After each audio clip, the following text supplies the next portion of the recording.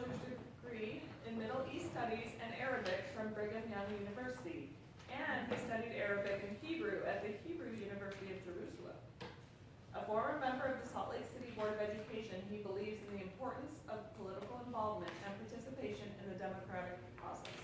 His speech today, What They Really Actually Think, is a reflection on the need for civil and thoughtful disagreement. This is project number 3, Get to the Point, 5 to 7 minutes.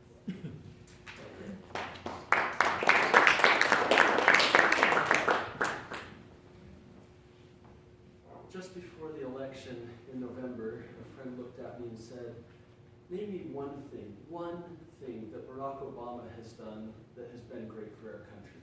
You can't. Now, I've never been a big fan of Barack Obama. I didn't vote for him in either election. I was disappointed both times when he won. I disagree with just about every domestic policy he has supported. I've thought him at times a charlatan, arrogant, and over-political. But that challenge from my friend got me thinking. I thought, if you refuse from the very outset to acknowledge even the possibility that something that he's done in the last 8 years could be good, then you're not giving him a fair hearing. So I set out to give him a fair hearing, and I'm happy to report that he has done good things in our country. In June 2009, I was studying in Amman, Jordan, when President Obama went to Cairo to deliver his speech to the Muslim world. Sitting in a small classroom adjacent to the University of Jordan, I was excited to hear the President of the United States speaking directly to the people that I was surrounded with, some of the 1.6 billion Muslims in the world that he was addressing. My friends there in Jordan, Turks and Egyptians, Palestinians and Jordanians, they were good people, friendly, thoughtful, considerate, intelligent. They were helping me learn Arabic while I was helping them learn English, and I enjoyed spending time with them and their families. That day, as he spoke from Cairo, I understood really keenly the significance of his words that he was saying to them. He said, no single speech can eradicate years of mistrust, but then continued, there must be a sustained effort to listen to each other, to learn from each other, to respect each other, and to seek common ground. The 1 in 5 people in the world who call themselves Muslim have a better understanding of and a better relationship with the United States because of President Obama's commitment to building bridges. Several years later, my wife and I were visiting a friend's house the week that our oldest daughter was born. Her birth doesn't actually have anything to do with the story, but it just sticks out in my mind and makes me remember the incident.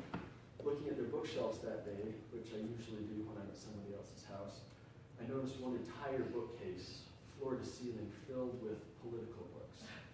And in alarm, I said to this friend, your bookshelf is leaning so far to the left that I'm afraid it's going to fall over. But there was one book that I asked to borrow. It was called The Audacity of Hope. It was written by then Senator Barack Obama.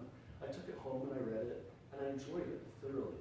It's easy to dislike and distrust somebody when all you hear of them is 3-second sound clips. But it's much harder to maintain that distrust when you let them explain to you at length why they think what they think. I enjoyed reading chapter by chapter instead of 3-second clip by 3-second clip. Senator Obama's thoughts on a variety of topics as he explained what he really actually thinks. I still disagree with him deeply on most things, but I see him at his presidency now in a much different light because of that experience of hearing from him what he actually thinks. Robert S. Wood, a prominent religious leader, shared the following experience. He said, I recall that as a graduate student, I wrote a critique of an important political philosopher. It was clear that I disagreed with him. My professor told me that my paper was good, but not good enough. Before you launch your criticism, she said, you must first present the strongest case for the position you are opposing, one that the philosopher himself could accept. I read the paper. I still had important differences with the philosopher, but I understood him better, and I saw the strengths and virtues as well as the limitations of his belief. Over the last several months, as I've looked long and hard at President Barack Obama, I found an intelligent, dignified man that I have a lot to learn from. I discovered that he loves reading, and that our reading lists are remarkably similar. His list has added quite a few titles to my list. although I doubt that my list has influenced his much. I've noticed that he has an admirable family and that he is an exemplary father. I still disagree with most of his domestic policies, but I have come to respect how articulately and how thoughtfully he defends the ideas that he supports. As he prepared to leave office, he did perhaps the greatest thing that any president or any other leader can do for a democracy. The day after Donald Trump won the presidential election, President Obama invited Trump to the White House to begin the work of transition.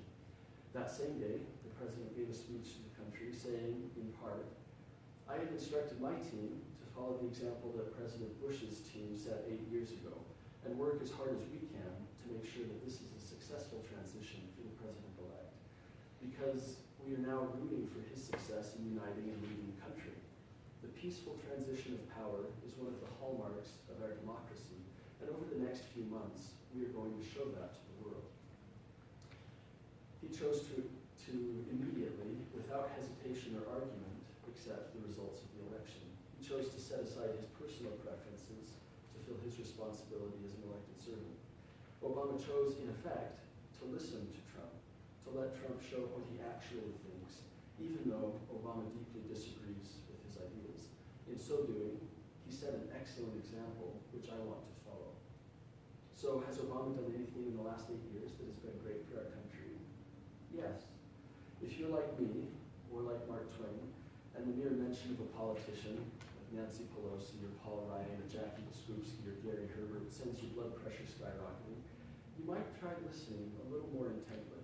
If your boss or your brother or your neighbor gets your goat, try listening. And like President Obama has for me, they might surprise you with what they